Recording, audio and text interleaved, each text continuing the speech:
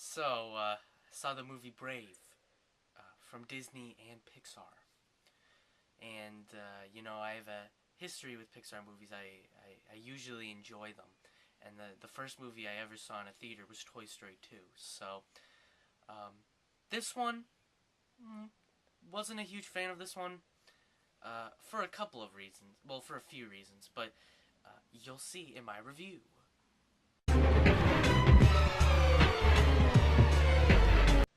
So, this movie, it doesn't really go for the character-based humor that I think Pixar is kind of known for. All these fun characters that just, they have all these interesting personalities, or they have psychological disorders, but they're all interesting, from Toy Story to Wall-E to The Incredibles to Finding Nemo. There's always those lovable characters in all of them. And this one I think was lacking a lot in the character department, mostly because the movie really just focuses mostly on two different characters. Merida, the princess main protagonist, and her mother, who has a bit of a disagreement with her. She's supposed to get married to the prince of one of three other kingdoms, and so these three different princes uh, try to marry her by doing this archery test, and Merida proves that she's a better archer than all of them. And so is she gonna marry herself like that one woman that tried to on the news? Did you guys hear about that? I thought that was pretty funny. Um, it is a changing time. Okay, let's be progressive here, and I think that's pretty interesting how this movie's definitely trying to create a character that is a strong female character, and I really don't think there's enough of that in movies nowadays. So I'm glad that they at least tried to create a strong female character. She does come off as somewhat selfish in the beginning, but I think part of that is also that she's naive, and really she's still just a child. She doesn't really know any better when she's making ridiculous mistakes.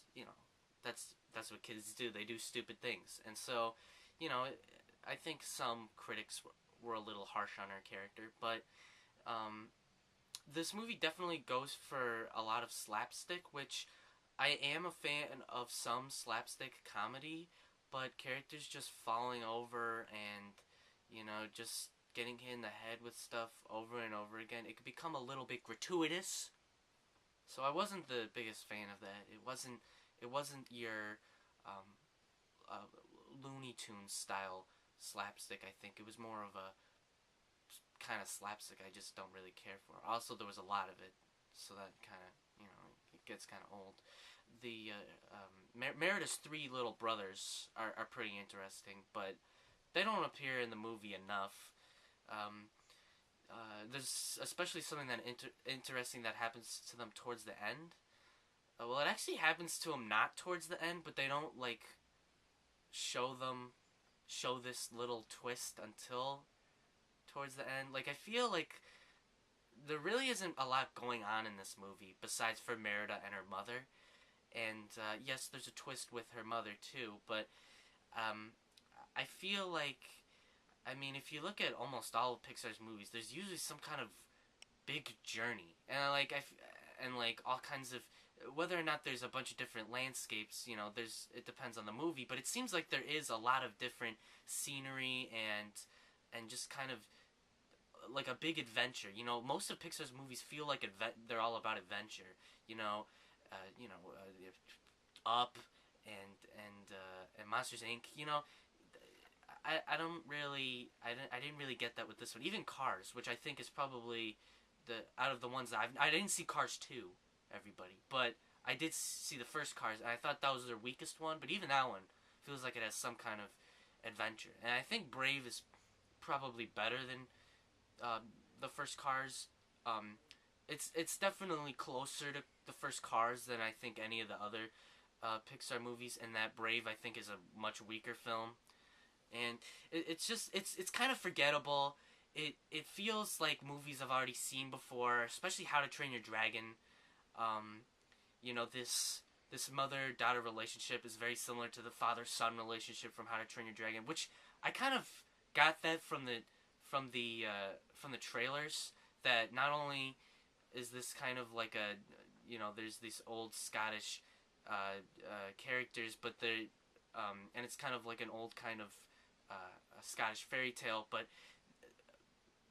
they've also got this daughter character who wants everything to change. She wants to be progressive and go in a different direction, which is just like the Jay Baruchel character from How to Train Your Dragon. Obviously, well, not obviously, but there are no dragons in this one. I think they might have mentioned him once in the movie, but it's similar. It's similar in the kinds of themes in this one, only not executed as well. So points off for that. Honestly, I didn't dislike like really anything in the movie all that much. Like this was one of those movies that it's kind of hard to review because I didn't hate anything about it. It didn't piss me off at all. It was just kind of like, it was a movie. I saw it. So I'm not really sure what rating to give this one because it didn't bug me as much as say Prometheus, but I thought Prometheus was more entertaining. So it's kind of hard. It's kind of hard to review a movie like that. So I'll just give it the same rating I gave Prometheus, 8 out of 10. Um, yeah, have a nice life. Hey, you guys, there might be a new movie review tomorrow. What? Two movie reviews in one weekend? Holy crap! You guys better stay tuned because this next movie that I review might have vampires in it. I wonder what that's gonna be. I'll give you a hint. It's not Twilight.